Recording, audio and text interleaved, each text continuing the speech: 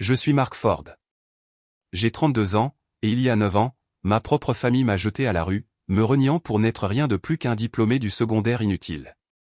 Le mois dernier, je me tenais dans une grande salle de bal dorée et j'ai regardé leur monde soigneusement construit se briser en 1 million de morceaux juste sous leurs yeux, tout cela parce qu'ils n'avaient absolument aucune idée de qui j'étais devenu. Avant de vous raconter comment une simple annonce depuis une scène a apporté le genre de justice froide et poétique que j'avais depuis longtemps cessé de rechercher, faites-moi une faveur et laissez un commentaire ci-dessous pour me faire savoir d'où dans le monde vous regardez. C'est toujours incroyable de voir à quel point ces histoires peuvent voyager. Très bien, passons directement au vif du sujet. Le cadre de cette collision était le gala annuel de bienfaisance de la Fondation Blackwell. Imaginez une pièce tout droit sortie d'un film, des plafonds dégoulinants de lustre en cristal, l'air épais du parfum coûteux et des fleurs fraîches, et le cliquetis doux et constant des verres de champagne. C'était le genre d'endroit auquel mes parents ont toujours rêvé d'appartenir, un univers de pouvoir, d'influence et de vieille fortune qu'ils vénéraient depuis les places les moins chères. Ma femme, la brillante docteure Emma Blackwell, et moi étions là en tant qu'invités d'honneur. La fondation de sa famille était l'hôte, et ma société, Nutrior Medical, était un sponsor majeur pour les événements de la soirée. Je revenais des toilettes, redressant un nœud papillon qui me semblait encore étranger quand une voix a percé la symphonie de bavardage poli.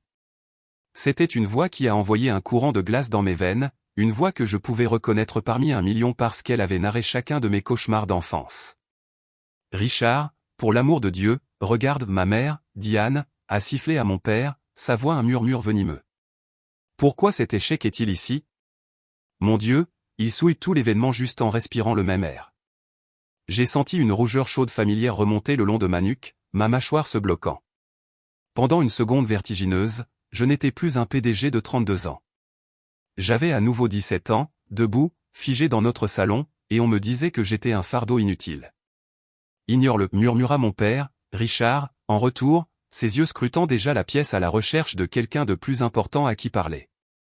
Il travaille probablement pour la société de restauration. Ne fais pas une scène.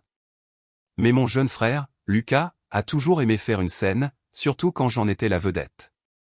Il s'avança vers moi, un sourire suffisant et supérieur plaqué sur son visage parfaitement beau. Il avait toujours été l'enfant chéri, le prodige de la famille, tandis que j'étais le défaut, la pièce de rechange.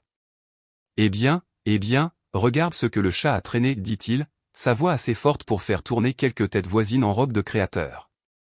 Ne devrais-tu pas être dans la cuisine, grand frère? Ne me dis pas que tu t'es faufilé pour avoir un repas gratuit. Je le regardais, le costume impeccable qu'il portait, l'inclinaison arrogante de sa tête. La colère brute et étouffante qui m'aurait autrefois consumé avait disparu.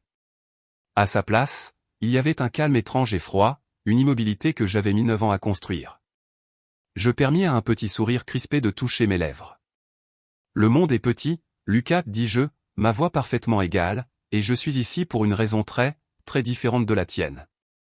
À ce moment précis, 2 autres personnages se sont joints à notre petit cercle tendu. L'un était la fiancée de Lucas, un chirurgien à l'allure lisse nommé Dr Ronald Allen. L'autre était une femme sévère et d'apparence puissante que j'ai immédiatement reconnue comme la Dr Patricia Lawson, la formidable chef du service de médecine de l'hôpital universitaire et, plus important encore, la supérieure directe du Dr Allen. La Dr Lawson me jeta un coup d'œil avec une curiosité polie et professionnelle, mais le visage du Dr Allen devint complètement blanc. Il me regarda comme s'il venait de voir un fantôme à son propre couronnement. Mon père fronça les sourcils, clairement agacé par le spectacle que Lucas était en train de créer.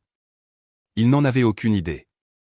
Ils se tenaient là, enveloppés dans leur arrogance, jugeant le garçon que j'étais, complètement inconscient de l'homme que je suis. Ils ne savaient pas que les produits de ma société étaient utilisés dans l'hôpital du Dr Lawson. Ils ne savaient pas que la carrière du Dr Allen ne tenait qu'à un fil invisible, un fil que je ne savais même pas tenir jusqu'à ce moment précis. La voix de l'annonceur, douce comme du velours, résonna dans toute la salle de bal, appelant le Dr Allen sur scène pour recevoir son prix d'étoile montante en médecine. Ma famille se gonfla de fierté, leur visage rayonnant d'une gloire par procuration. Ils regardèrent leur enfant chéri marcher vers la scène, ignorant qu'il marchait dans un piège qu'ils ne pouvaient pas voir, et que le monde qu'ils voulaient si désespérément impressionner allait assister à leur chute spectaculaire. Alors que Ronald Allen montait sur scène, se pavanant sous les projecteurs devant une salve d'applaudissements polis, ma femme Emma se matérialisa à mes côtés. Sa présence était une encre chaleureuse et solide dans la mer glacée de mon passé. Elle ne dit rien au début, se contenta de glisser sa main dans la mienne, sa prise ferme et rassurante. « Marc, ça va » murmura-t-elle, ses yeux couleur miel chaud, scrutant les miens à la recherche de fissures. « On peut partir tout de suite. On peut franchir cette porte et ne jamais regarder en arrière. » Dis juste le mot. Je la regardais, la loyauté farouche gravée sur son beau visage, un amour dont je croyais autrefois être fondamentalement indigne. Le simple fait qu'elle soit là, prête à partir en guerre pour moi, suffit à éteindre la dernière lueur de peur dans mon cœur. Je lui serrai la main en retour. Non, dis-je, ma voix calme mais inébranlable. Je ne fuis plus. Restons. Ma mère, Diane, a dû voir l'échange. Elle a vu cette femme élégante, puissante et belle à mes côtés, et son visage, déjà pincé de dédain, s'est tordu en une nouvelle forme de venin. Il ne suffisait pas de m'insulter. Elle devait essayer de démolir tout ce qui était bon dans ma vie. Oh, regarde.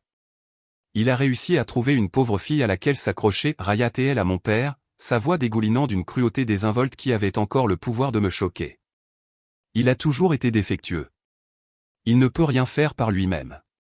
Il lui a probablement raconté une histoire larmoyante sur son enfance tragique pour obtenir sa sympathie.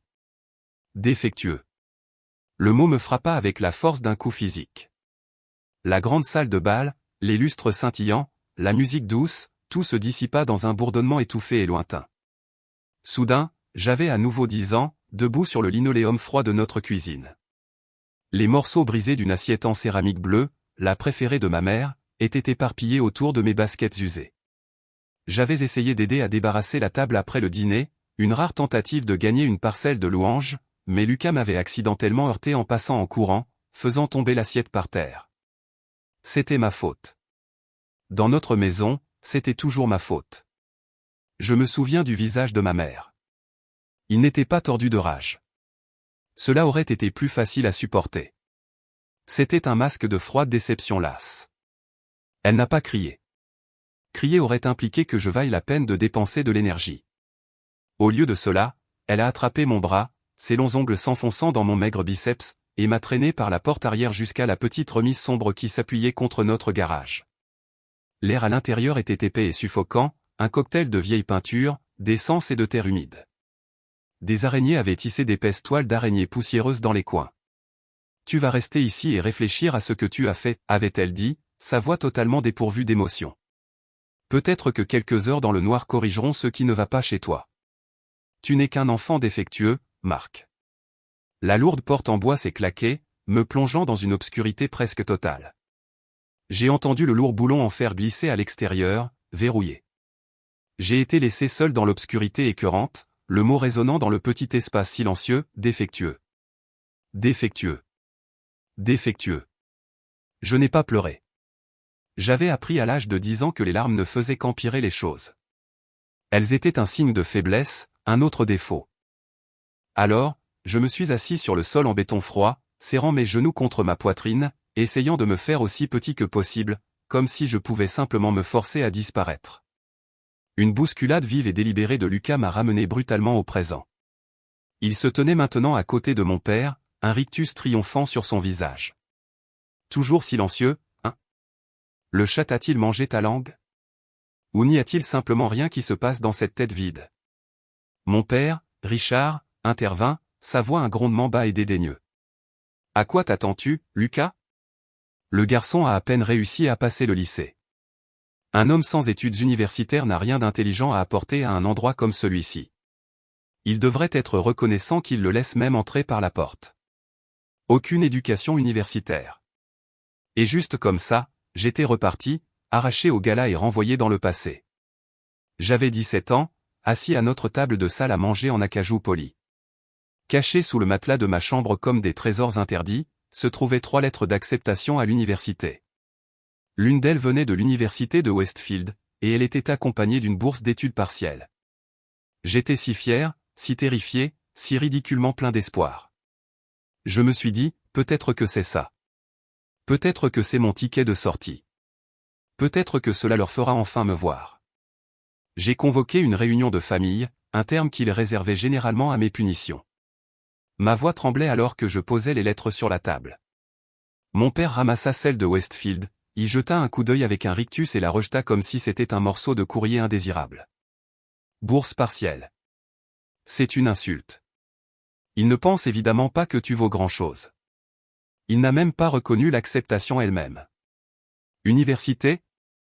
Ne sois pas ridicule, Marc. Nous n'allons pas gaspiller un centime pour toi. Tu n'es pas assez intelligent pour ça. Mais, papa, je peux travailler. Je peux obtenir des prêts. La bourse couvre près de la moitié. Écoute-moi, intervint ma mère, son ton aussi tranchant et froid que du verre brisé. Cette discussion est terminée. Nous ne le permettrons pas. Tu es diplômé du lycée, et c'est tout ce que tu seras jamais. Tu commenceras à travailler à temps plein la semaine après l'obtention de ton diplôme, et tu nous donneras ton chèque de paie. Tu nous dois. Il est temps que tu commences à nous rembourser pour le fardeau incroyable d'élever quelqu'un d'aussi impie que toi. Le mot flottait dans l'air entre nous, impie. C'était pire que défectueux. C'était un jugement final sur mon âme même. Lucas, alors âgé de seulement 12 ans, leva les yeux de sa bande dessinée avec une innocence feinte. « Je vais devenir médecin comme papa », annonça-t-il à la pièce. « Je vais étudier dur et travailler pour la part de mon grand frère aussi. » « Oh, Lucas, quelle chose merveilleuse et noble à dire » roucoula ma mère, son visage fondant en un sourire alors qu'elle rayonnait vers lui. « Oui, sois la réussite de cette famille.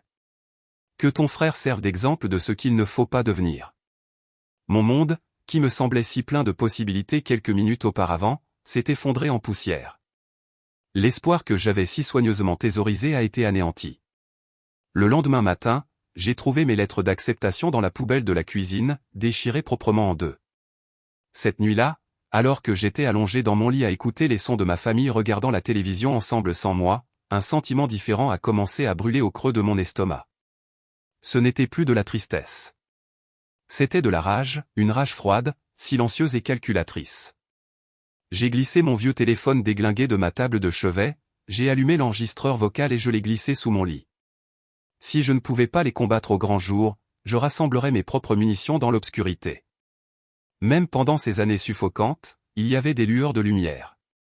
Je me suis souvenu de mon professeur de sciences du lycée, Monsieur Winters, qui restait après les cours avec moi pendant 1 heure pour parler de mon projet sur les compléments nutritionnels pour les patients hospitalisés.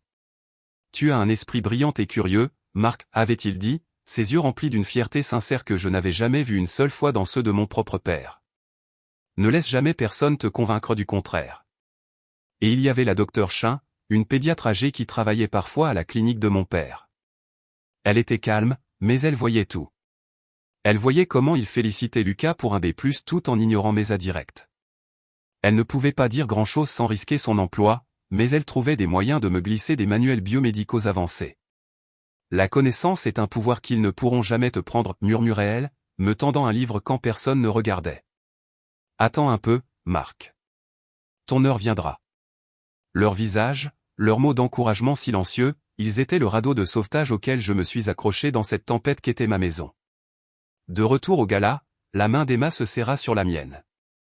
Elle avait tout entendu, les murmures sarcastiques, les insultes désinvoltes. Son beau visage était un masque de froide fureur. C'était moi qui avais vécu tout cela, mais c'était elle qui ressentait la juste colère pour moi maintenant. Sur scène, Ronald Allen remerciait ses mentors. Il adressa un remerciement spécial et dithyrambique à mon père pour ses conseils et sa sagesse. Ma famille se pavanait, s'imprégnant de la gloire empruntée, inconsciente. Ils étaient au sommet de leur monde. Je les regardais, puis Emma. Les fantômes du passé ne me hantaient plus seulement. Ils se tenaient juste devant moi, en chair et en os. Et pour la première fois de ma vie, je n'avais pas peur. J'étais prêt. Les 3 années qui ont suivi l'obtention de mon diplôme d'études secondaires ont été mes années sauvages. Elles ont été un flou de travail éreintant, d'épuisement incessant et de secrets jalousement gardés. Mes parents avaient rendu leur décret. J'étais leur guichet automatique personnel, leur serviteur sous contrat.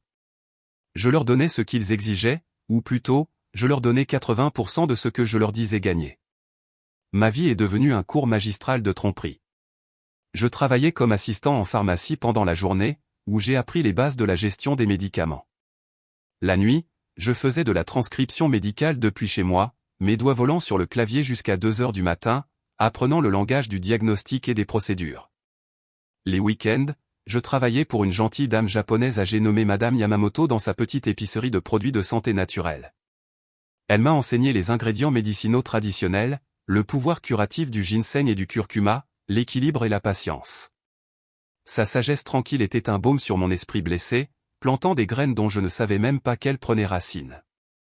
De chacun de ces emplois, j'écrémais $20 de la pharmacie, $30 de la transcription, $20 supplémentaires du magasin. Chaque semaine, je lissais les billets froissés et les cachais sous une planche de plancher-lâche sous mon lit. C'était un processus lent et laborieux, mais chaque dollar que j'économisais me semblait être un petit acte de rébellion, une autre brique dans le mur de ma future liberté. C'est pendant cette période que j'ai découvert mon sanctuaire, la bibliothèque universitaire. Je ne pouvais pas m'inscrire, mais j'ai appris que si tu entrais avec un sac à dos et un regard déterminé, personne ne vérifiait jamais une carte d'étudiant. J'y passais des heures, entouré du bourdonnement silencieux des étudiants et du parfum du vieux papier, dévorant des revues médicales sur la biochimie nutritionnelle. J'étais un fantôme dans les couloirs du savoir. C'est là que j'ai rencontré Victor Zhang. C'était un étudiant en chimie brillant et sans fioriture qui m'a trouvé un soir penché sur un article complexe sur la synthèse des protéines. « Je t'ai vu ici souvent, dit-il, tirant une chaise. Tu n'es dans aucun de mes cours.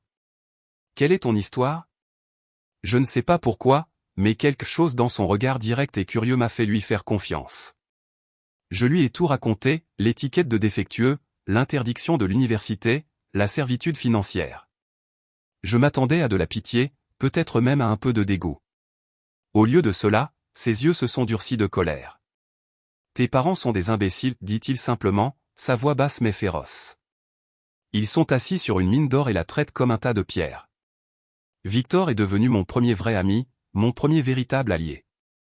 Il me voyait non pas comme une victime, mais comme une ressource en attente d'être exploitée. Quand j'avais 21 ans, le point de rupture final et inévitable est arrivé. Lucas, alors adolescent gâté de 15 ans, se préparait à ses examens d'entrée dans une prestigieuse école préparatoire. Il était, bien sûr, destiné à la grandeur. Un soir, il jeta son manuel d'histoire à travers le salon avec un soupir dramatique. « Je ne peux pas étudier avec lui ici, se plaignit-il à nos parents, pointant un doigt accusateur vers moi. J'étais juste assis à la table de la cuisine à lire l'un des manuels du docteur Chin. Sa médiocrité est distrayante. C'est comme remplir la maison d'échecs. » Sans hésitation, ma mère se tourna vers moi, son visage figé comme de la pierre. Il a raison. Tu dois partir pendant un moment. Va rester chez un ami ou quelque chose. Lucas a besoin de se concentrer sur son avenir. Je n'ai nulle part où aller, dis-je, ma voix creuse. Alors débrouille-toi, dit froidement mon père, sans même lever les yeux de son journal. Tu es un homme maintenant. Arrête d'être un fardeau pour cette famille. Ils m'ont expulsé cette nuit-là avec rien d'autre qu'un seul sac à dos de vêtements et les $50 que j'avais dans mon portefeuille. Ils s'attendaient à ce que je revienne en rampant dans la semaine, la queue entre les jambes, en implorant leur pardon. Ils s'attendaient à ce que j'échoue de façon spectaculaire. Ce qu'ils ne savaient pas, c'est que j'avais un plan. Avec l'argent secret que j'avais économisé pendant 3 ans, et avec une aide cruciale de ma tante Sophia, la sœur rebelle de mon père qui avait échappé à la toxicité de la famille il y a des années, agissant en tant que garant, j'avais déjà signé un bail pour un petit appartement délabré de l'autre côté de la ville 3 mois auparavant. Je ne suis pas revenu en rampant. J'ai disparu de leur vie. Les premiers mois ont été brutaux. J'étais terrifié. Le silence dans mon petit appartement était si fort qu'il en était presque assourdissant.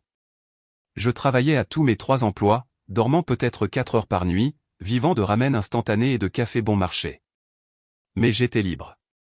Chaque repas que j'achetais, chaque facture que je payais était une déclaration de mon indépendance. Une semaine après mon départ, j'ai reçu un appel qui a changé ma vie. C'était du docteur James Wilson, un médecin respecté qui consultait autrefois à la clinique de mon père. Il avait toujours été gentil, et comme le docteur Chin, il avait vu la dynamique laide dans notre famille. J'ai entendu ce qui s'est passé, Marc, dit-il, sa voix bourrue mais gentille. Tes parents sont des idiots primés. J'ai un poste vacant pour un assistant de recherche dans mon laboratoire. Ce n'est pas un travail glamour. Tu vas nettoyer des béchets et exécuter des données, mais c'est un début. J'apprécie le talent, pas le pédigré. L'emploi est à toi si tu le veux. Cet emploi a été ma bouée de sauvetage. Le docteur Wilson est devenu mon mentor. Il a vu ma soif d'apprendre et mon éthique de travail implacable. Il me laissait utiliser le laboratoire après les heures de travail pour mener mes propres expériences. Le premier jour, il m'a confié une tâche apparemment impossible, collecter et analyser une montagne de données désordonnées et mal organisées provenant d'une expérience ratée. Il s'attendait à ce que cela me prenne une semaine. Je suis resté éveillé pendant 2 nuits de suite, alimenté par du café et de la détermination, et je lui ai remis un rapport complet et codé par couleur en 36 heures. Il a juste grogné, mais j'ai vu une lueur de respect dans ses yeux. Il a écrit une lettre de recommandation qui, avec mes économies et l'aide de Victor pour naviguer dans le labyrinthe des formulaires de candidature, m'a permis d'entrer à l'université de Westfield. J'étais officiellement étudiant. C'était une corvée. J'étais plus âgé que les autres étudiants, et je me sentais comme un imposteur. Pendant qu'ils allaient à des fêtes, j'étais au laboratoire. Pendant que leurs parents payaient leurs frais de scolarité, je travaillais la nuit pour me les payer moi-même. Mais j'étais animé par un feu qu'ils ne pouvaient pas comprendre. Je n'étudiais pas seulement pour un diplôme. Je forgeais une nouvelle identité. C'est au cours de ma 2e année que j'ai rencontré Emma. Elle était une brillante étudiante en médecine, de 5 ans mon aînée, une résidente qui était conférencière invitée dans l'un de mes cours de biologie avancée. Elle était intelligente, compatissante et elle a vu quelque chose en moi au-delà de l'étudiant fatigué et surmené. Nous nous sommes connectés grâce à une passion commune pour les solutions médicales innovantes. Je me souviens de notre première vraie conversation dans un café du campus. J'étais en train d'esquisser une idée de formule nutritive qui pourrait accélérer la régénération des tissus. Elle ne s'est pas contentée d'écouter. Elle m'a mis au défi, a remis en question mes hypothèses, puis a ajouté 3 idées brillantes de son cru. Quand j'ai finalement rassemblé le courage de lui raconter mon histoire, elle n'a pas bronché.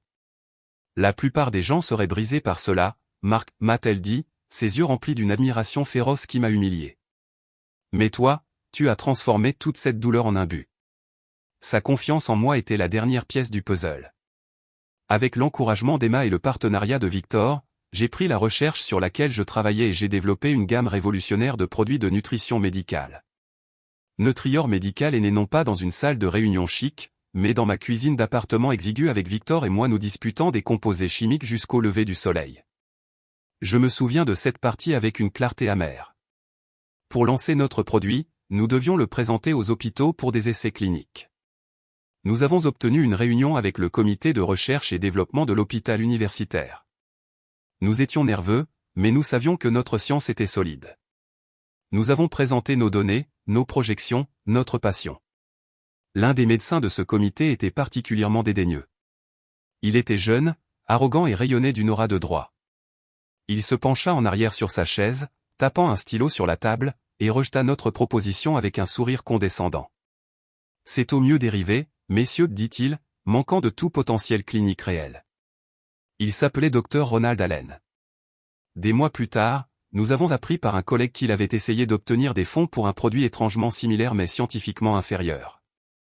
La tentative a échoué, mais elle m'a dit tout ce que j'avais besoin de savoir sur son personnage. C'était un voleur en blouse blanche. Nous avons finalement obtenu des fonds d'autres sources, y compris Blackwell General. Au moment où j'ai obtenu ma maîtrise, Victor et moi étions les cofondateurs d'une entreprise en pleine croissance. Ma réussite n'était pas un coup de chance. Elle a été forgée dans le feu pendant 9 longues années. Un soir, en organisant mes fichiers numériques, je suis tombé sur une sauvegarde cloud de mon premier ordinateur portable cassé. Dans un dossier d'anciens emails, je l'ai trouvé, un email de Lucas à un ami, envoyé il y a des années, à l'époque où je gardais encore une parcelle d'espoir que nous puissions être frères. Il se vantait. Les $500 les plus faciles que j'ai jamais dépensés pour que ce nerd passe mes SAT à ma place, avait-il écrit. Papa ne le saura jamais. Je suis en or. À l'époque, trouver ça m'aurait anéanti. Maintenant, ce n'était que des données, un fantôme numérique, une preuve que je n'ai jamais su que j'avais. Emma et moi nous sommes mariés 1 an après avoir terminé mes études. Ses parents, Jonathan et Margaret Blackwell, étaient initialement méfiants, mais ils m'ont jugé sur mon caractère, pas sur mon arbre généalogique, et chez eux, j'ai trouvé les parents aimants et encourageants que je n'ai jamais eus. Notre fils Oliver est né 1 an plus tard. Ma vie était pleine. Mon passé était une pièce verrouillée, et j'avais jeté la clé. Je pensais les avoir tous laissés derrière moi pour de bon. j'avais tort. De retour au gala, les applaudissements polis pour Ronald Allen se sont éteints.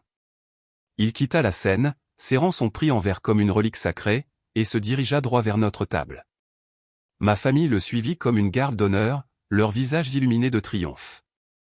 Ils venaient jubiler, frotter leur victoire au visage de l'échec familial. Alors, commença Lucas, ses yeux papillonnant avec condescendance entre moi et Emma. C'est ta cavalière pour la soirée? Je suis surpris que tu aies pu même te permettre un billet pour entrer ici, sans parler d'en acheter un pour elle. Ça a dû te coûter un mois de salaire. Avant que je puisse formuler une réponse, Emma tendit une main gracieuse. Elle ne l'offrit pas à Lucas, mais à son fiancé. Docteur Allen, dit-elle, sa voix froide et calme comme celle d'une main de chirurgien. Emma Blackwell Ford. C'est un plaisir de enfin vous rencontrer. Le nom Blackwell flottait dans l'air comme une particule chargée. J'ai vu un éclair de confusion dans les yeux de ma mère, une erreur de traitement momentanée dans son calcul mental, mais elle était trop absorbée par son propre récit pour le laisser s'enregistrer. Eh bien, le docteur Allen ici vient de gagner un prix très prestigieux, annonça mon père, gonflant sa poitrine si loin que je pensais qu'un bouton allait sauter. Il est l'un des jeunes chirurgiens les plus prometteurs du pays. Une véritable réussite, un honneur pour sa famille. Contrairement à certaines personnes que je pourrais mentionner, ses yeux, froids et dédaigneux, se plantèrent dans moi. Je n'ai pas mordu à l'hameçon. Je me suis juste incliné lentement, mon regard fixé sur Allen. Oui, dis-je, ma voix dangereusement calme. Je connais très bien le travail du docteur Allen. Nous nous sommes déjà croisés. Une vague de malaise visible envahit le beau visage d'Allen. Son sourire se crispa. Il savait exactement de quoi je parlais. Il se souvenait de moi de cette réunion de comité il y a des années. Il se souvenait de son renvoi désinvolte, de son arrogance professionnelle. Il se souvenait d'avoir essayé de voler mon idée. Le chasseur réalisait soudainement qu'il pourrait bien être la proie. Ce n'était pas le moment triomphant qu'il avait envisagé. L'animateur du gala, un homme à la voix tonitruante et théâtrale, est revenu au micro. Et maintenant, mesdames et messieurs, pour notre discours principal et la remise du prix de visionnaire en médecine de la Fondation Blackwell. L'atmosphère dans la salle a changé. C'était l'événement principal. C'était le prix qui comptait vraiment, celui qui était assorti d'une subvention de recherche massive et du poids du nom Blackwell. Emma s'est penchée près de moi, son souffle chaud contre mon oreille. Tu sais qui va prononcer le discours principal et remettre le prix, n'est-ce pas, a-t-elle murmuré, une pointe de malice dans les yeux. C'est papa, bien sûr. Le docteur Jonathan Blackwell, mon beau-père, le patriarche de l'empire médical Blackwell, était sur le point de monter sur scène. La tension personnelle et privée à notre table était sur le point de devenir très, très publique. Les enjeux de la soirée venaient d'être multipliés de façon exponentielle. J'ai laissé mes yeux dériver à travers l'opulente salle de bal, une mer de smoking et de paillettes. Mon regard s'est posé sur une table non loin de la scène. Assise là, élégante et sereine dans une robe bleu foncé, se trouvait le docteur Chin. Nos yeux se sont croisés à travers la salle bondée pendant une fraction de seconde, et elle m'a fait le plus léger, le plus subtil des hochements de tête. C'était un message silencieux de soutien qui traversait 2 décennies. Un témoin depuis le tout début était là pour voir la fin. C'était comme si le destin était en marche, comme si chaque morceau de ma vie, le bon, le mauvais et le laid, convergeait dans cette seule pièce à ce seul moment. Les lumières de la salle ont diminué. Un seul projecteur puissant a frappé le podium. Et le docteur Jonathan Blackwell, un homme d'une immense intégrité, un homme dont j'avais gagné le respect, un homme que j'étais fier d'appeler ma famille, est monté sur scène. Bonsoir, a-t-il commencé, sa voix calme et autoritaire, faisant taire sans effort les bavardages d'un millier de personnes. Ce soir, nous célébrons l'avenir de la médecine. Nous célébrons ceux qui innovent, ceux qui persévèrent et ceux qui se tiennent aux normes d'intégrité les plus élevées. Mes parents et Lucas le regardaient, complètement captivés. Ils étaient en admiration devant cet homme, ce symbole vivant du monde qu'ils admiraient si désespérément. Il pendait à ses lèvres, n'ayant aucune idée que ces mots étaient sur le point de faire s'effondrer leur propre monde autour d'eux. Jonathan a parlé avec éloquence des défis de la santé moderne, du besoin désespéré de solutions nouvelles et perturbatrices. La véritable innovation, a-t-il dit, ses yeux balayant la salle d'un regard exercé et réfléchi, vient souvent non pas du confort de l'établi, mais du creuset de l'adversité. Elle vient de ceux qui ont dû se battre pour chaque pouce de terrain sur lequel ils se tiennent, de ceux qui voient les problèmes différemment parce qu'ils les ont vécus de l'intérieur. Il a fait une pause, laissant le poids de ses mots s'installer. Ce soir, notre fondation souhaite honorer une entreprise et un homme qui incarne cet esprit, un homme dont le parcours personnel de résilience est aussi remarquable que ses réalisations professionnelles. Je pouvais sentir mon propre cœur battre dans ma poitrine, un battement régulier et lourd. C'était ça, le moment de vérité. Son entreprise a à elle seule révolutionné la convalescence post-opératoire, a poursuivi Jonathan, et change fondamentalement la façon dont nous abordons la nutrition des patients, sauvant d'innombrables vies dans nos propres hôpitaux et dans les centres médicaux à travers le pays. J'ai vu le docteur Lawson, le patron d'Allen, se pencher en avant, son expression acérée et intriguée. Ma famille était toujours béatement inconsciente, regardant autour d'elle, chuchotant entre elles, se demandant quel célèbre PDG ou pionnier de la recherche allait être honoré. Ils n'auraient jamais pensé que ça pouvait être moi. La possibilité n'existait même pas dans leur univers. Jonathan Blackwell a souri. C'était le même sourire chaleureux et sincère qu'il m'avait adressé la première fois que j'avais dîné chez lui, le sourire qui me disait que j'étais enfin le bienvenu. C'est avec une immense fierté personnelle et professionnelle que j'honore le partenaire le plus important de notre fondation, un véritable chef de file visionnaire, et un homme que j'ai le privilège d'appeler mon gendre. Mesdames et messieurs, joignez-vous à moi pour accueillir le PDG et fondateur de Nutrior Medical, Monsieur Mark Ford. Le nom a frappé la salle comme une force physique, Mark Ford. Pendant un long moment suspendu, il y a eu un silence absolu et retentissant. Le seul bruit était le faible bourdonnement de la climatisation. Puis le puissant projecteur a pivoté depuis la scène, un faisceau blanc brillant qui a traversé l'obscurité de la salle de bal et a atterri avec une précision extrême directement sur notre table, sur moi. Emma et moi nous sommes levés à l'unisson. Les applaudissements ont commencé timidement au début, un léger clapotis de mains de ceux qui me connaissaient. Puis, alors qu'un millier de têtes se tournaient dans notre direction, ils se sont transformés en une vague sonore puissante et déferlante. Les écrans géants de chaque côté de la scène, qui montraient le logo de la fondation Blackwell, montraient maintenant un flux en direct en haute définition de mon visage calme et impassible. Il n'y avait nulle part où ma famille pouvait se cacher. J'aimerais avoir pu mettre en bouteille l'expression sur leur visage pendant cette seule seconde éternelle. C'était une symphonie de destruction. Mon père, Richard, avait l'air d'avoir été physiquement frappé par un poing. Sa mâchoire s'est décrochée, son visage un masque de stupéfaction totale qui s'est rapidement aigri en un rouge sombre et marbré de rage impuissante. Il a regardé de moi à la scène et vice-versa, son esprit refusant de traiter la réalité qui lui était montrée. Ma mère, Diane, est devenue d'une teinte fantomatique de blanc, ses yeux grands ouverts de compréhension horrifiée, passant de moi à Emma. Le nom qu'Emma avait prononcé plus tôt, Blackwell Ford, a finalement explosé dans son cerveau. Ce n'était pas une pauvre fille que j'avais trompée. C'était l'héritière de la fortune Blackwell, et je n'étais pas un raté. J'étais son mari. Mais c'est le visage de Lucas qui était le véritable chef-d'œuvre de la ruine. Le sourire suffisant et arrogant qu'il portait comme une seconde peau a disparu, instantanément remplacé par un choc affreux et teinté de vert. C'était le regard primal d'un homme regardant toute sa réalité, tout son sentiment de valeur personnelle et de supériorité, être systématiquement démantelé et réécrit sous ses yeux. Le docteur Allen avait l'air d'être sur le point d'être physiquement malade.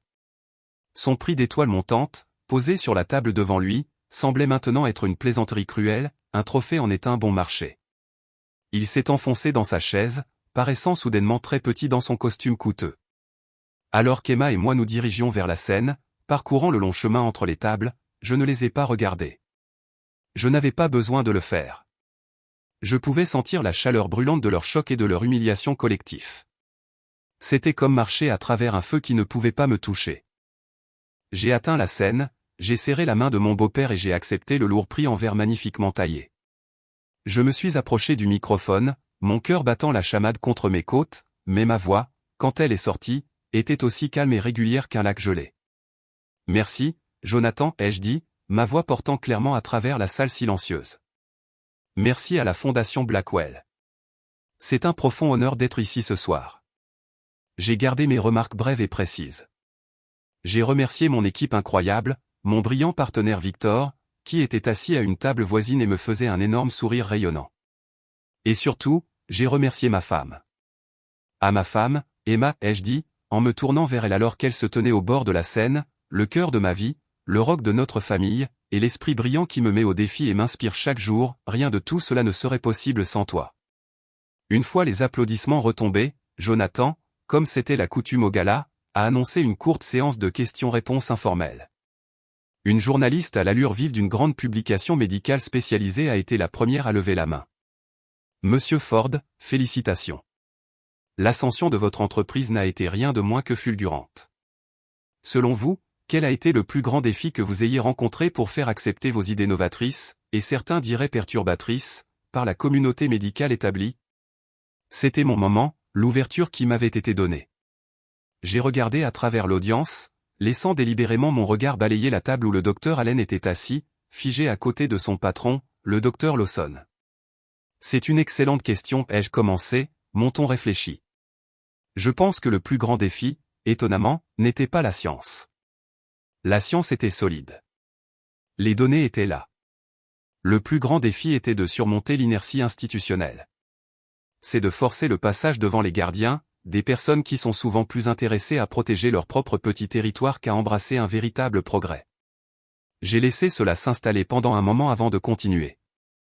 C'est le défi de présenter une idée novatrice à un comité, une idée dans laquelle vous avez versé votre vie, seulement pour la voir rejetée d'emblée comme dérivée ou manquant de potentiel par quelqu'un qui n'a pas fait une fraction de la recherche. Et le plus grand défi de tous, j'ai fait une pause, croisant les yeux avec le docteur Allen à travers la pièce, et d'apprendre que la même personne qui a publiquement rejeté votre travail essayait en privé d'obtenir des fonds pour une version édulcorée et inférieure de votre propre concept dans votre dos. Un murmure choqué a parcouru la foule. J'ai vu les yeux du docteur Lawson se rétrécir en fente dangereuse, son regard acéré passant de moi à un Ronald Allen qui transpirait maintenant abondamment. Je n'avais pas utilisé son nom, mais dans cette pièce, dans ce contexte, je n'avais pas besoin de le faire. Je venais de peindre une cible géante et incontournable sur son dos, et son propre patron tenait l'arc. C'était trop pour Lucas. C'était une surcharge complète du système. Me voir, son frère aîné défectueux, être célébré comme un visionnaire tandis que son propre fiancé était publiquement et gracieusement exposé comme un charlatan, a brisé le dernier fil de sa santé mentale. Il s'est levé d'un bond, sa chaise raclant bruyamment le sol poli, le son résonnant dans la salle tendue. Mensonge, a-t-il crié, sa voix craquant d'une fureur pubère. C'est une fraude. Ne l'écoutez pas. C'est un menteur qui a à peine obtenu son diplôme d'études secondaires. La pièce est retombée dans un autre silence abasourdi et incrédule. Tous les yeux se sont tournés vers mon frère, cet homme déséquilibré criant comme un fou au milieu d'un gala de charité en cravate noire. Deux grands gardes de sécurité ont commencé à se diriger résolument vers lui, mais mon beau-père, Jonathan Blackwell, a simplement levé la main, un geste de calme, une puissance absolue qui les a arrêtés net. Il s'est penché vers le microphone, son expression exprimant une déception légère, presque ennuyée. Pour que ce soit clair, a-t-il dit, sa voix amplifiée dans toute la salle de bal, une voix d'une autorité pure et mortelle, Monsieur Mark Ford détient une maîtrise ès-sciences en sciences de la nutrition avec les plus grands honneurs de l'université de Westfield. Il siège actuellement au conseil consultatif de leur programme d'études supérieures. Je ne suis pas sûr de quel Mark Ford vous parlez, jeune homme, mais ce n'est clairement pas celui-ci. C'était une exécution publique, propre, rapide et absolument dévastatrice. Lucas se tenait là, figé, sa bouche s'ouvrant et se fermant comme un poisson échoué, aucun son ne sortant. Ma mère essayait frénétiquement de le tirer vers le bas sur son siège, son visage enfoui dans ses mains de honte. Mon père regardait simplement fixement au loin, ayant l'air d'un homme qui avait vieilli de 20 ans en 20 secondes. Je les ai regardés une dernière fois depuis la scène, depuis cette plateforme élevée de succès et de respect. Il n'y avait aucune joie dans mon cœur. Il n'y avait aucun sentiment de vengeance triomphante. Il y avait juste un vaste et vide silence. La bataille de toute une vie que je menais, la lutte désespérée et acharnée pour prouver que j'en valais la peine, était enfin, définitivement terminée, et j'avais gagné. J'ai conclu mon temps sur scène avec un merci poli mais ferme, et je suis retourné à ma place, le lourd prix en verre se sentant solide et réel dans ma main. Les applaudissements ont été tonitruants cette fois, une véritable ovation roulante d'une salle qui comprenait maintenant toute l'ampleur du drame dont elle venait d'être témoin. Alors que je me frayais un chemin du retour, j'ai vu le dernier acte de la tragédie de ma famille se dérouler. Ils étaient dans un état de retraite chaotique et paniqué. C'était une étude de l'humiliation. Lucas, son visage une mélasse tachetée et striée de larmes, était à moitié traîné, à moitié poussé vers une sortie latérale par ma mère. Dans leur hâte, mon père a heurté une petite table, faisant tomber une flûte à champagne par terre, le son anormalement fort dans la salle maintenant silencieuse. Il ne s'est même pas retourné. C'était une déroute désordonnée, fuyant un champ de bataille où ils avaient été complètement vaincus. Les regards et les murmures de l'élite de la ville les ont suivis comme une traînée de fumée. Mais le véritable drame, le drame qui mettait fin à la carrière, se déroulait à leur table. Le docteur Patricia Lawson se tenait au-dessus de Ronald Allen, qui restait assis, la regardant comme un écolier attendant sa sentence. Ses bras étaient croisés, son visage était comme du granit. C'était une femme habituée au pouvoir, et elle n'était pas contente. Ronald, dit-elle, sa voix basse et porteuse, si froide qu'elle aurait pu geler l'eau. Ne te donne pas la peine de venir à l'hôpital demain ni jamais. Fais simplement vider ton bureau avant midi. Transmets mes salutations à ton avocat. Elle tourna les talons et s'éloigna sans dire un mot de plus. Allen se contenta de la regarder partir, le visage cendré. Il baissa les yeux sur le prix d'étoiles montantes sur la table comme si c'était un serpent venimeux. Sa carrière, qui avait été toute son identité, était terminée. Il avait accroché son wagon à la mauvaise famille et avait été exposé comme une fraude de la manière la plus publique imaginable. Emma et moi ne sommes pas restés beaucoup plus longtemps. Nous avons accepté avec grâce les félicitations de nos collègues et amis, mais l'énergie de l'événement avait été irrévocablement modifiée. Nous étions maintenant le centre d'une tempête tourbillonnante de commérages. On y va, demanda Emma doucement, et j'acquiesçai, reconnaissant. Nous avons quitté la salle de bal, sortant de l'atmosphère chargée et entrant dans le calme relatif du grand hall de l'hôtel. L'adrénaline qui m'avait porté à travers la confrontation, qui avait aiguisé mon esprit et stabilisé ma voix, commençait à s'estomper, laissant une douleur creuse et lancinante à sa place. Nous n'avons pas parlé pendant le trajet en ascenseur jusqu'au garage de stationnement. Nous n'avons pas parlé en montant dans la voiture. Le silence était absolu, un espace pour que tout ce qui venait de se passer s'installe. Pendant que nous conduisions, les lumières de la ville du centre-ville ont défilé devant la fenêtre, des traînées brillantes d'or et de rouge dans l'obscurité de velours. Je me suis contenté de regarder, sans vraiment rien voir. La guerre était finie. Les fantômes avaient été exorcisés. J'aurais dû me sentir victorieux. J'aurais dû célébrer, mais je me sentais juste fatigué, une fatigue profonde, jusqu'aux os, qui semblait s'installer dans mon âme même. Je n'ai même pas réalisé que je pleurais jusqu'à ce que je sente la main d'Emma sur ma joue, son pouce essuyant doucement une seule larme chaude. Je ne l'avais pas senti tomber. Ce n'était pas un sanglot. Ce n'était pas une dépression. C'était juste une goutte d'eau silencieuse, une libération finale et tranquille de 32 ans de douleur accumulée, de sentiments d'indignité, de lutte pour être vu. C'était le point final à la fin d'une très longue et très douloureuse phrase. Emma n'a rien dit. Elle n'a pas offert de platitude ni essayé de me remonter le moral. Elle a simplement retiré sa main de ma joue, s'est déplacée vers la console centrale et a entrelacé ses doigts avec les miens, tenant bon. Elle savait que je n'avais pas besoin de mots. J'avais juste besoin de savoir que je n'étais pas seul dans le silence. Et je ne l'étais pas, plus maintenant. Dans les semaines qui ont suivi, les retombées ont été rapides et brutales, relayées par le biais du réseau communautaire médical, qui est plus rapide et plus vicieux que n'importe quel tabloïd. Le docteur Allen a été, comme promis, licencié. L'enquête déclenchée par mon commentaire lors du gala a rapidement mis au jour non seulement sa tentative de vol de propriété intellectuelle, mais aussi un schéma inquiétant d'exagération des diagnostics pour pousser à des procédures inutiles et coûteuses sur des patients vulnérables. Son permis d'exercer la médecine a été suspendu, en attendant un examen complet du conseil. Son étoile montante s'était effondrée sur terre. La clinique de ma famille, qui était déjà en difficulté financière, s'est effondrée. L'histoire de ce qui s'est passé au gala s'est répandue comme une traînée de poudre. Personne ne veut emmener son enfant chez un pédiatre qui traite son propre fils comme des ordures. Les patients sont partis en masse.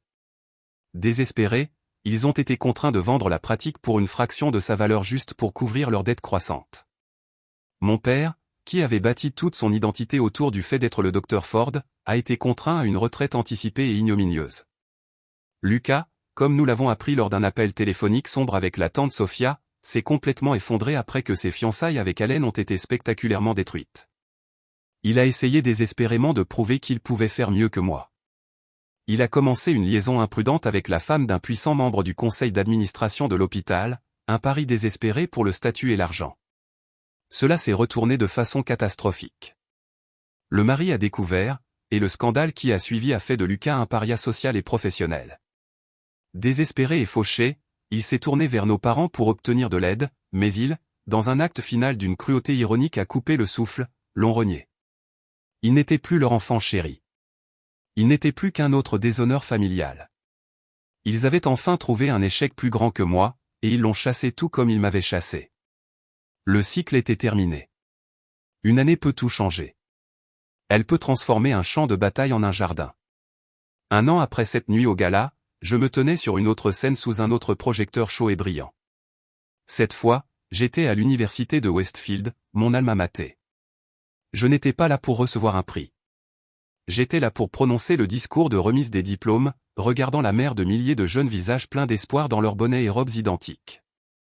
J'ai ressenti un sentiment de paix profonde que je n'avais jamais connu auparavant. Mon entreprise prospérait, mais plus que cela, elle innovait.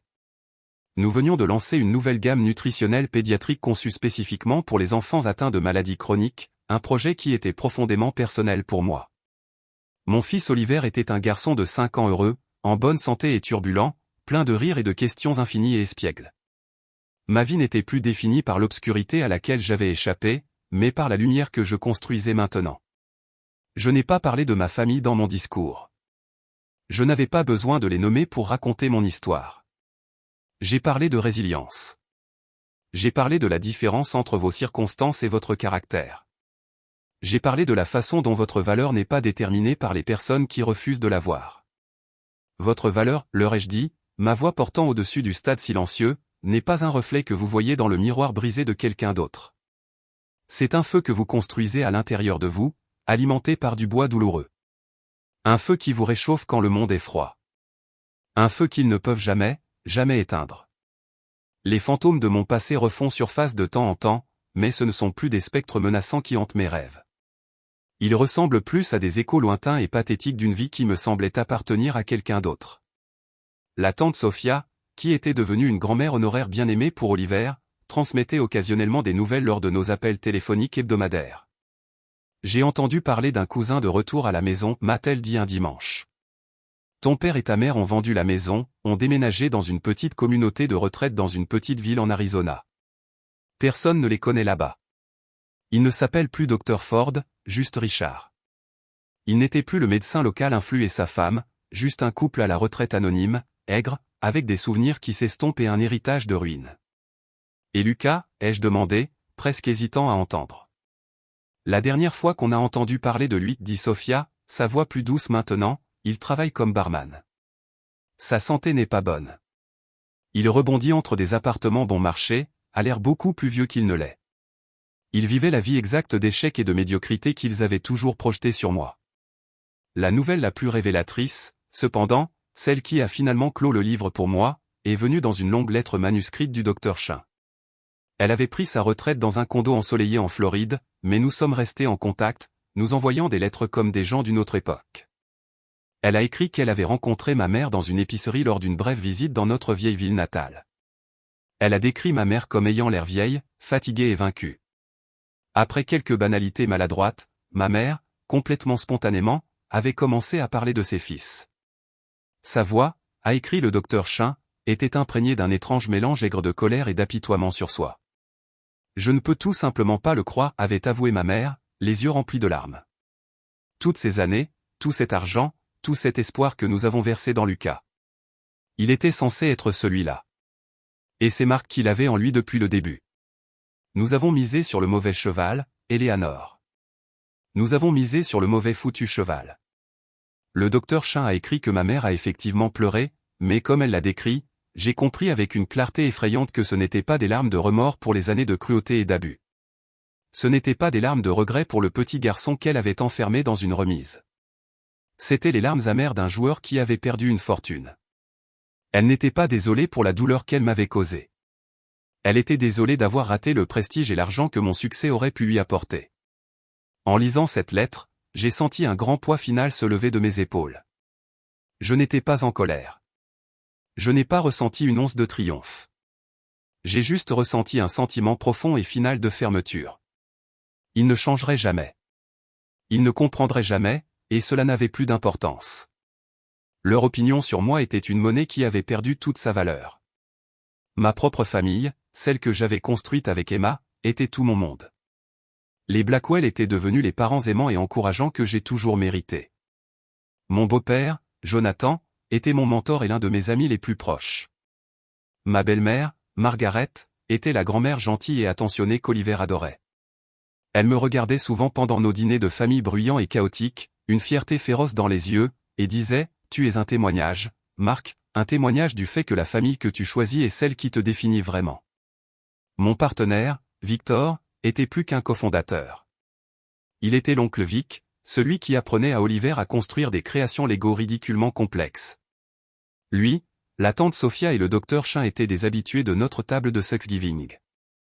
Nous étions une famille rapiécée, cousus ensemble non pas par le sang, mais par l'amour, la loyauté et une compréhension tacite commune de ce que signifie construire une vie à ses propres conditions.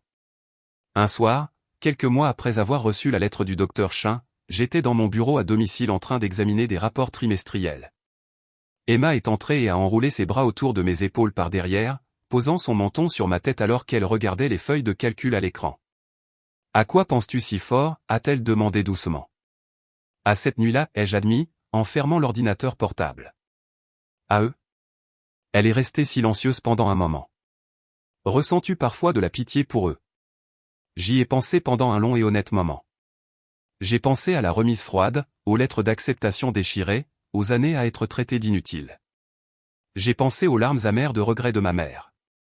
Non, ai-je dit finalement, me retournant sur ma chaise pour regarder mon incroyable femme. Je ne ressens pas de pitié pour eux, mais je ne les déteste plus non plus. Honnêtement, je ne pense pas beaucoup à eux. Et c'était cela, ai-je réalisé, la victoire ultime, pas la démolition publique, pas leur chute. C'était ma propre indifférence durement gagnée. C'était la paix tranquille et établie qui vient de savoir au plus profond de soi qu'ils n'avaient plus aucun pouvoir sur moi. C'étaient juste des gens que je connaissais autrefois.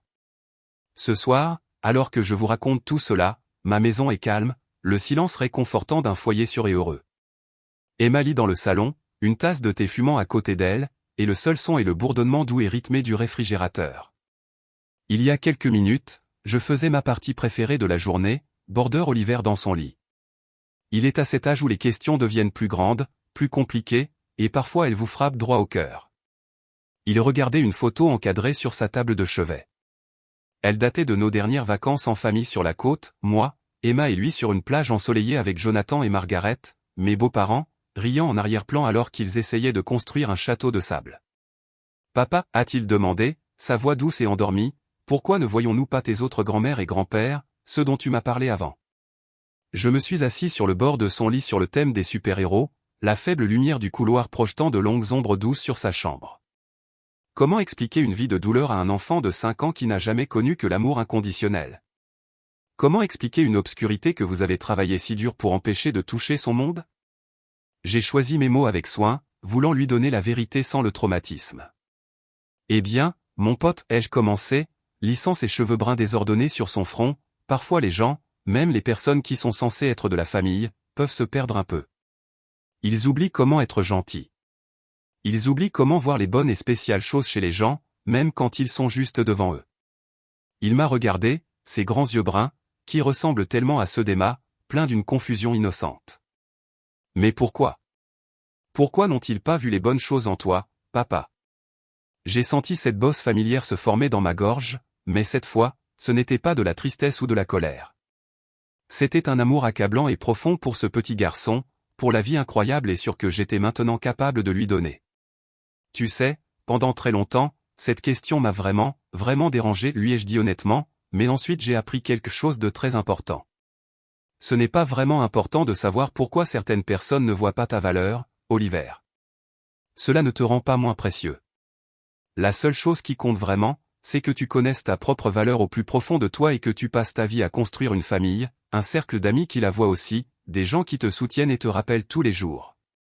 Comme grand-maman Margaret et grand-père Jonathan. Comme l'oncle Victor. Comme maman. Je me suis penché et j'ai embrassé son front. Et comme toi, tu me rappelles ce qui est important tous les jours, mon garçon. Il a souri, un sourire endormi et satisfait, ses yeux commençant à s'affaisser. Je t'aime, papa. Je t'aime plus, mon pote, ai-je chuchoté, jusqu'à la lune et retour. Je suis resté là pendant 1 minute après qu'il se soit endormi, juste à regarder le doux va-et-vient de sa poitrine. J'ai regardé autour de sa chambre les dessins colorés et chaotiques scotchés au mur, le désordre de jouets de super-héros sur le sol, la photo encadrée de notre famille riante et aimante sur sa table de chevet. C'était mon héritage, pas l'entreprise, pas les prix, pas la vengeance parfaitement exécutée lors d'un gala chic. Ce petit garçon dormant paisiblement dans une maison remplie de chaleur et d'amour inébranlable, c'était la vie que j'avais construite, non pas à partir des cendres de mon passé, mais à partir de la base solide de ma propre estime de soi durement gagnée. C'était la réponse ultime à toutes leurs insultes, le triomphe final, tranquille et le plus significatif. Merci d'avoir écouté mon histoire. J'espère qu'elle a résonné avec vous d'une manière ou d'une autre. Avez-vous déjà été dans une situation où vous deviez prouver votre valeur à des personnes qui auraient dû l'avoir depuis le début? Veuillez partager vos propres histoires dans les commentaires ci-dessous. Je les lis tous. Et n'oubliez pas de liker cette vidéo et de vous abonner pour ne pas manquer la suite. Prenez soin de vous.